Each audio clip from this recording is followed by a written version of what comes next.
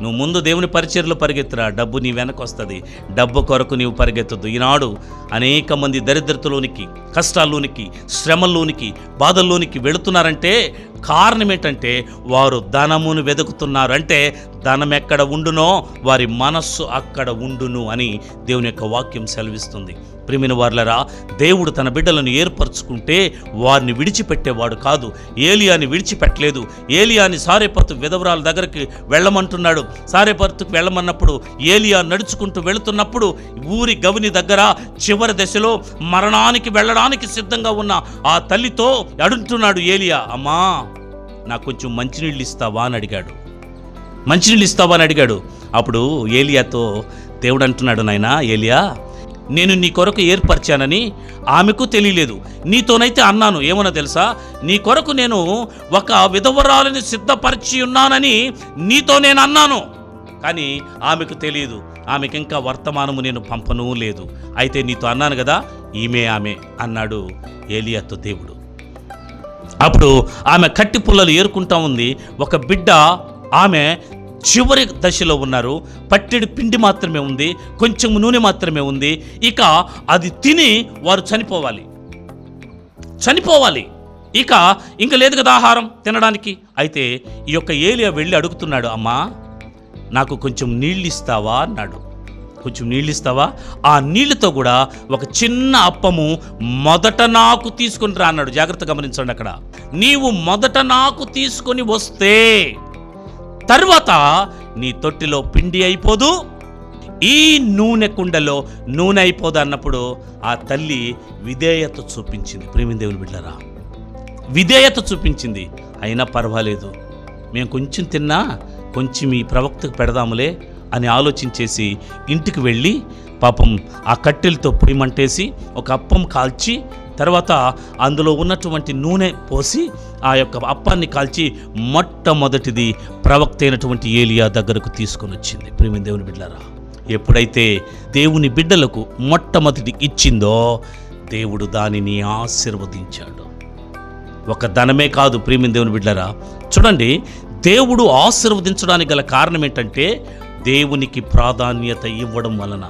ఈనాడు మనము మన జీవితాల్లో, మన కుటుంబంలో ఎంతమంది మీ దేవునికి ప్రాధాన్యత ప్రథమ స్థానం ఇస్తున్నాం? దేవుని సేవకుల పట్ల మనము జీవించేటువంటి విధానం ఎలాగుంది? దేవుని ప్రవక్త అనుకుంటే ఆయన ఒక సాధారణమైన వ్యక్తిలే అని మనం అనుకుంటున్నాం. దేవునికి ఏర్పరచబడినటువంటి ఒక దేవుని ప్రవక్త అయినటువంటి దేవుని సేవకుడు ఆయన ఎలాంటి వాడో తెలుసా? దేవునికి నీ మానవునికి మధ్య రాయబారిగా ఉన్నటువంటి దేవుని సేవకులను మనము గౌరవించాలి. ఈనాడు దేవుని సేవకులు ఎలాగున్నారో మనకు తెలుసు, కానీ అయినప్పటికీ మనమేం చేయాలో తెలుసా? దేవుని బిడ్డలను గౌరవించాలి. దేవుని నామం, ఎందుకంటే ఆయన నామమును మరి పెట్టుకుని మన కుటుంబాలకు వస్తున్నారు గనుక వేరే వ్యక్తుల రూపంలో వారు రావడం లేదు. ఎవరి రూపాన్ని, ఎవరి నామాన్ని ధరించి వారు మన కుటుంబానికి వస్తున్నారు? దేవుని నామాన్ని ధరించి మన కుటుంబములోనికి వస్తున్నారు గనుక మనము చూడవలసింది వ్యక్తిని కాదు, శక్తిని. మనము చూడాల్సింది వ్యక్తిని కాదు, దేవుని యొక్క శక్తిని మనము చూడాలి.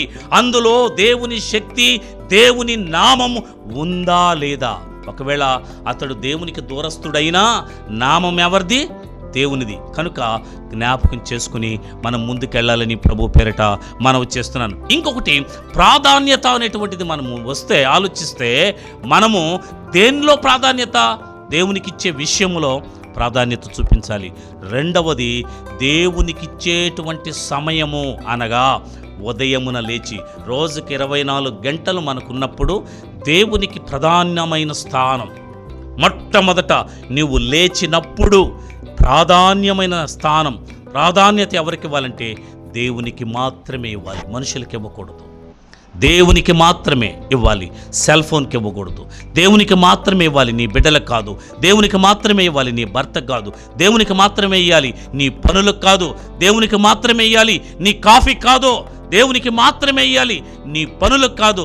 దేవునికి మాత్రమే ఇవ్వాలని ప్రభు పేరిట మనవి చేస్తున్నాను. నీవు ఎప్పుడైతే ప్రథమ ఫలమైనటువంటిది, ప్రథమ స్థానమైనటువంటిది దేవునికి ఇస్తావో అప్పుడు నీ కుటుంబం ఆశీర్వదించబడుతుంది, దీవించబడుతుంది. ఈనాడు ప్రథమమైనది, ప్రాధాన్యత కలిగినటువంటిది దేవునికి ఇవ్వడం లేదు. అందుకనే చాలా కుటుంబాలు ఇబ్బందులు పడుతున్నాయి, చాలా ఇబ్బంది పడుతున్నాయి, చాలా సమస్యల్లో ఉంటున్నాయి, చాలా నలిగిపోతా ఉన్నాయి. ప్రియమైనటువంటి దేవుని బిడ్డలారా, కారణం ఏమిటనంటే ప్రాధాన్యత ఇవ్వడం లేదు. ప్రాధాన్యత ఇవ్వకుండా ఏం చేస్తున్నారయ్యా అనంటే తనకు సమయము దొరికినప్పుడు, తనకు ఖాళీగా ఉన్నప్పుడు తన వీలను చూసుకొని దేవునికి ఇస్తున్నారు. గనుకనే దేవుని సన్నిధానములో ఆశీర్వాదాన్ని రుచి చూడలేకపోతున్నారు. దేవుని ఎరిగిన బిడ్డలు ఎలాగుంటారో తెలుసా? ప్రాధాన్యత కలిగినటువంటి స్థితిలో ఆ విధవరాలు ఇచ్చింది. ప్రియమైన వారలారా, విధవరాలు తన సమస్తాన్ని కోల్పోయినప్పటికీ, ఇక చివరికి మిగిలింది కొంచెమే పిండైనప్పటికీ ప్రాధాన్యత కలిగినటువంటి స్థానం దేవుని బిడ్డ అయినటువంటి ఆ యొక్క ప్రవక్తకిస్తుంది. ఆ తల్లి ఏమన్నా తెలుసా?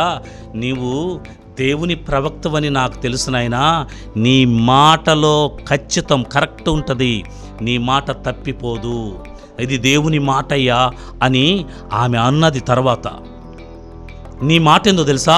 నీ మాట దేవుని మాట ఒకటేలాగుంటుంది కనుక నీ మాట దేవుని మాటతో సమానం. కాబట్టి అంత ఖచ్చితమైన దేవుని సేవకుడని నేను ఎరిగి ఉన్నాను అంటుంది ఆ తల్లి.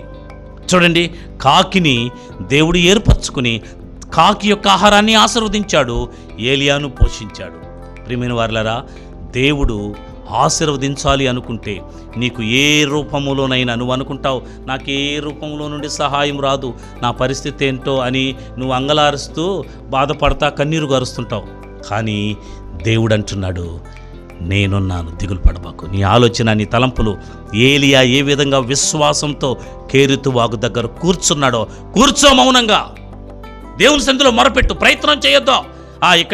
అక్కడికెళ్ళి ఇదిగో అది చెయ్యాలి, అక్కడికెళ్తే వాళ్ళని అడగాలి, ఇక్కడికెళ్ళి వీళ్ళని పట్టుకోవాలి, ఈ రికమెండేషన్లు కావాలి, అక్కడికెళ్ళి అది చేయాలి, ఇక్కడికెళ్ళి ఇది చేయాలని నువ్వు ప్రయత్నం చేయొద్దో. దేవుడు నీకు వాగ్దానం ఇస్తాడు, ఆ వాగ్దానాన్ని బట్టి నీ ప్రయత్నాన్ని నువ్వు మొదలుపెట్టు. అంతేకాని దేవునిని అడగకుండా మనమేది చేయకూడదు. ప్రియమైన వారలారా, కనుక మన జీవితంలో దేవుని యొక్క సన్నిధానములో నిశ్చంతగా ఏలియా కూర్చున్నాడు. కారణం ఏంటో తెలుసా? నా దేవుడు గొప్పవాడు, నా దేవుడున్నాడు, నా దేవుడు చూస్తాడు, నా దేవుడే నాకు సహాయం, నన్ను బ్రతికించేది ఆయనే. కనుకనే తర్వాత ఈ లోకములో నుండి విడిచిపెట్టబడిన తర్వాత ప్రభువైన యేసుక్రీస్తుతో వచ్చి మరలా మాట్లాడుతున్నాడు ఏలియా. ప్రియమైన వారలారా, ఎంత గొప్పవాడో చూడండి ఏలియా. అలాంటి గొప్ప ప్రవక్తగా బ్రతికిన ఏలియాలాగా మన జీవితాలు ఉండాలి. దేవుని బిడ్డలుగా, దేవునిలో ఎదుగుతున్న వారిగా, దేవునిలో జీవిస్తున్న వారిగా ఉండాలని ప్రభు పేరిట మనవి చేస్తూ, ప్రాధాన్యత దేవునికి ఇవ్వండి, ప్రథమ స్థానము దేవునికి ఇవ్వండి.